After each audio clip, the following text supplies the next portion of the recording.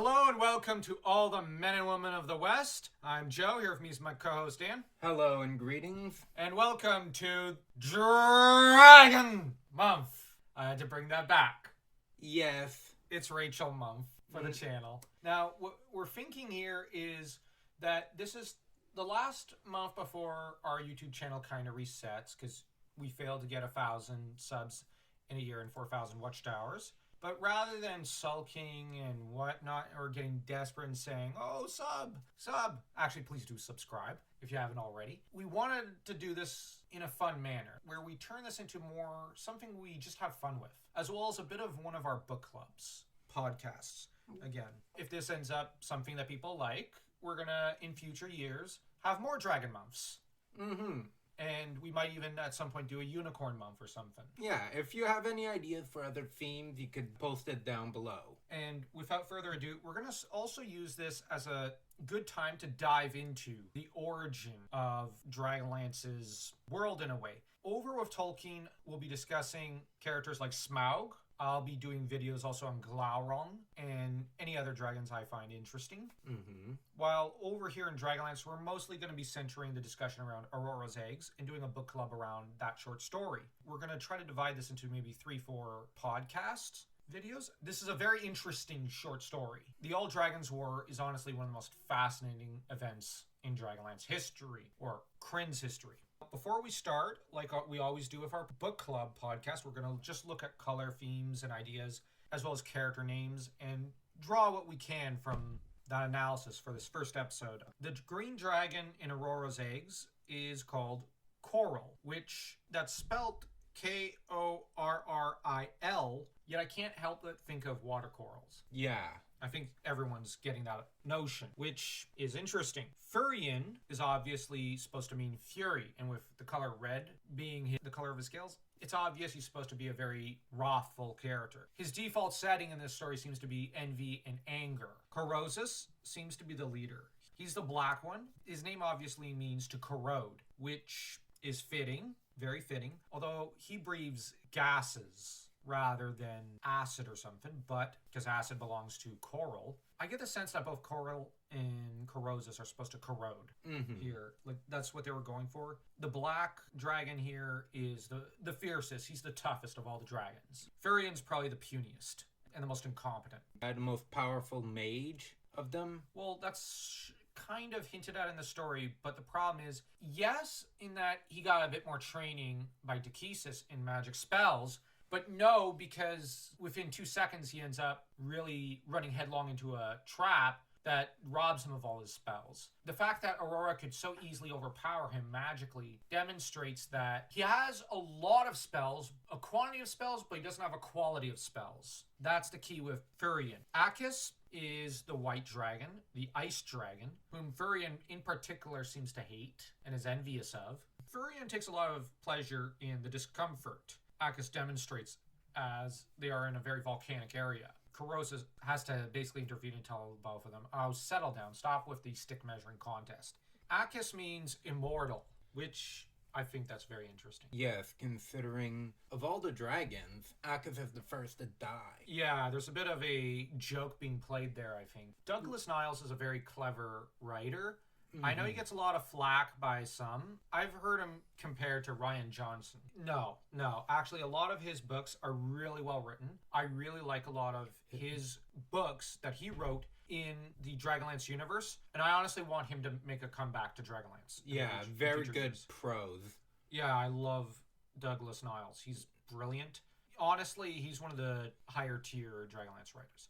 I might rank my favorite as Richard Knack for The Legend of Huma, followed by Wason Hickman and Douglas Niles. I rank him as high as Wason Hickman. To some people, that's sacrilege. You can disagree, but I really like Douglas Niles. I have a huge soft spot in my heart for this guy. Akis, though, is also the white dragon, which there's a bit of a joke also here because in Asian mythology and symbology, white is the color of death. So there is a joke, the immortal who dies here. I kind of actually like how he dies because sure to an illusion. Yeah. Because he decides to dive bomb at full speed into a mountain. I still think it's a more graceful death than Furion's. Arkin, it sounds like arc as in contrarian. There is a certain, like an arched tone. That's what I'm reminded of here with Archon. Now, the Archon in ancient Athens was the head of the state. So you could also say many blood-sucking monsters there with Archon. Now, he's blue, which is a very royal color. Yeah. Green is the eternal color, and black can also symbolize to mean evil, which, given that Croesus is the leader of this flock of dragons, I don't know what else to call them. Pride, swarm, herd, cackle, take your pick of which term you want to use. Aurora is the golden dragon. She's the good dragon, sort of. That said, I have to admit, I ended up thinking of Briar Rose a little, dreaming and swooning into her eternal sleep. And Aurora is stated to be a bit of a dreamer, so I thought that was a really interesting idea with the name there. I don't know what you think of that. It was an interesting name, because you get an impression of beauty, grace. And yet, she is, certainly. And yet, there's something not very beautiful about her, personality-wise. But at the same time, there's something moving about her personality. She's not a black or white character. She's a very complex character. Now, the villains are very villainous, but the other good dragons only get a few paragraphs. But what we do hear about them is very interesting. It's not clear-cut. As to the good dragons, they're all described as well as the metal dragons. They are the bronze, golden, silver, copper, and brass dragons. This is explained on page 307 of Dragons at War. In the prelude to the short story, which is written in a way that kind of reminds me of Robert E. Howard's Conan essay, where he's setting up the Hyborian Age.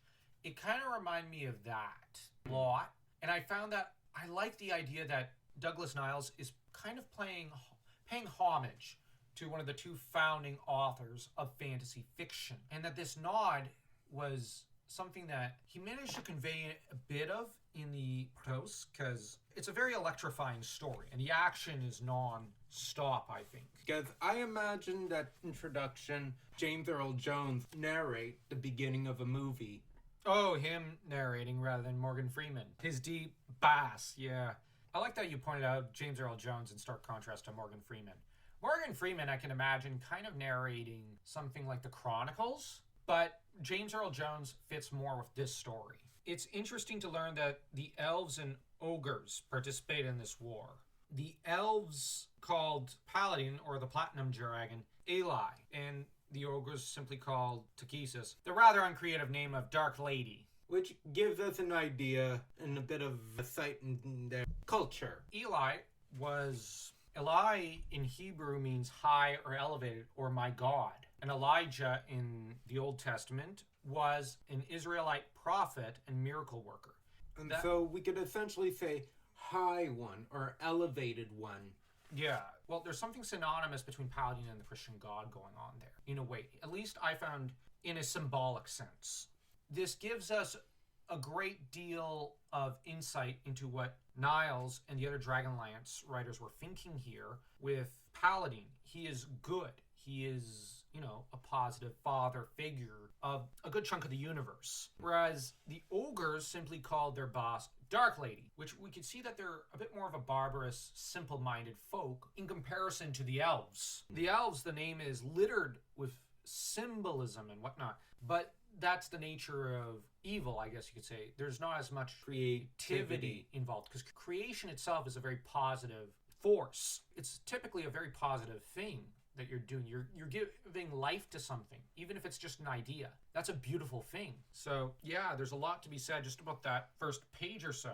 What's more is that it took both deities a great deal of time to figure out how to get their dragons to have eggs. They're both desperate for creation. Takesis actually had to bear the children, whereas Paladin did have to knock up the dragonesses, but the difference is Paladin probably nurtured them, whereas Takesis only nurtured them for her ambition. And it's stated that the elves and ogres did fight. Takesis quickly got the advantage. It's interesting how Paladin's daughters ended up in the Corollas Mountains, whereas the Dark Queen, her dragons, ended up in the Kalkist Mountains.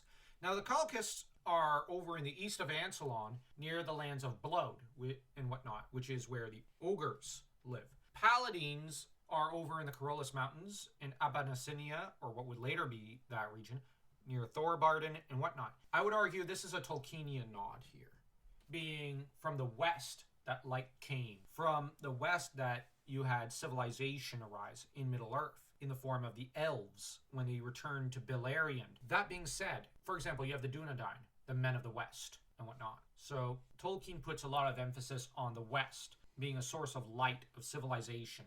And you can see that here. You have over east here, well, it's a very volcanic location in this era of Dragonlance. Later, it's not that volcanic, but in this era, it's volcanic.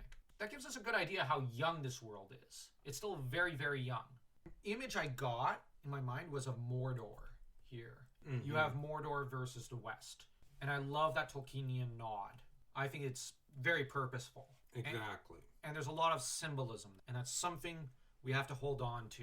That being said, let's get to the start of the story. We've mostly been discussing symbolism, geography, a bit of the mythology, the prelude.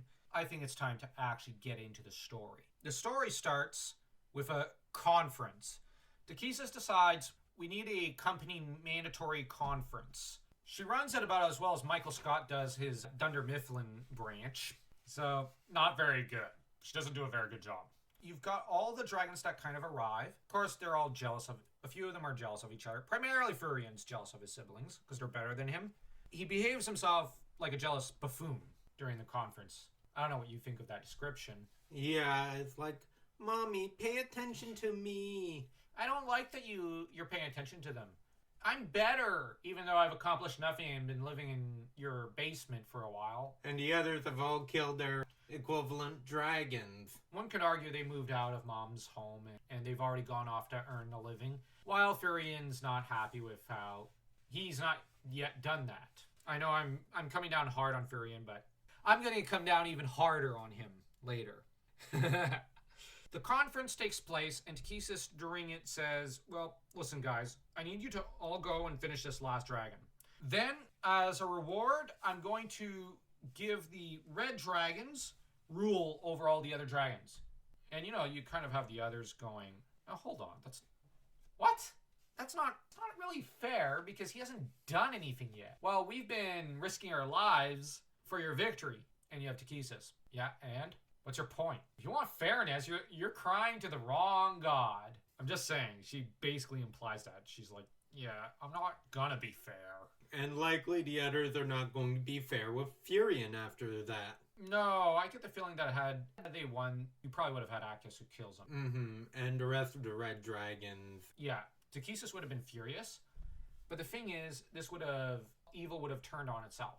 And the problem with that philosophy, which pervades a lot of Dragonlance's history, is that Takhisis kind of encourages evil to turn on itself at the beginning. There's a saying in Beast Wars where I can appreciate your treachery, but not your incompetence. Treachery keeps the wits sharp, after all. Megatron proposes that treachery keeps Predacons and Decepticons' wits sharp.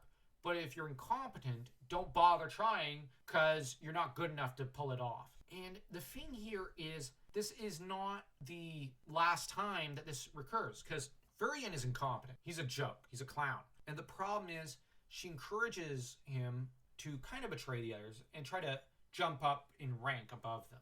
She prefers him. He's the lowliest of all of them, and she favors him. Later, Kitiara and Ariakis are kind of jockeying for position.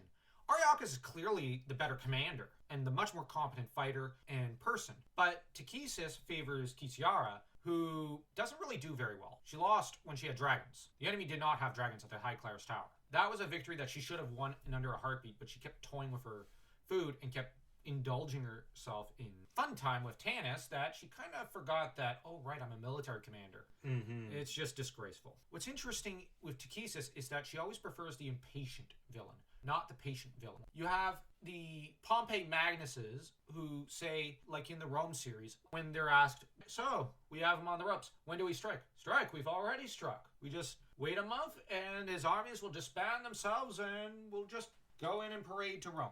And you have Takhisis, what? No, I want this glorious fight. Why? I've already won. No, you have to go fight. Well, if I go fight, it's a cornered animal. They're going to bite me and I'm going to go down. Well, fight anyways. I want a big, showy fight. Takhisis is not a strategist. And she doesn't get she's also not very good at politics. so she doesn't quite think things through.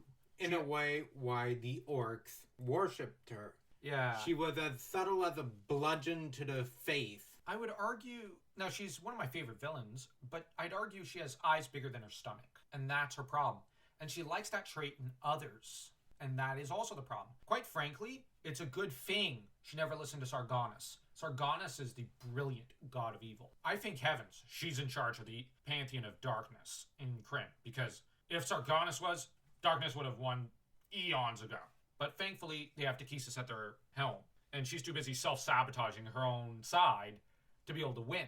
And the other thing is, Sargonis at least understood the concept of truces with the enemy and temporary peace treaties in order to start rebuilding your strength. The other gods of darkness understand that concept for the most part. Takhisis never did. Mm-hmm. These dragons, though, are obviously Western dragons. They're really cool, just saying. But we're going to end this first podcast episode, and next time we're going to tackle what happens after the conference. After she says, despite Carozas showing himself to be the leader of these dragons, and her trying to jump up Thurian and telling him, hey, you're my boy. After the conference, that's why I taught you so many more spells than your siblings. Yes, I'm still mommy's favorite. I'm still living in her basement. I'm just saying, on some level, that's what he is. I think the writing is brilliant. And the prose. Oh, yeah. The prose I love. I love the prose here. I have to admit, as a kid, on the first time reading, I didn't really take to this as much as I did another story. When I reread it 6 months later, I ended up going, wow, I love this prose. And ever since, this has been one of my favorite short stories. And I've been reading and rereading this short story for 17 years. No, I think it'd be 19 years now. Wow. Almost 20 years. I'm old. Mm-hmm. Dragons at War was my first Dragonlance book I ever got. These dragon characters, we're going to be exploring them for the next little while. Next time we'll explore the middle part as well as the battle scenes. And that's going to be exciting. So don't forget to like, comment, and smash that subscribe button like your reorcs smashing the universe into shape.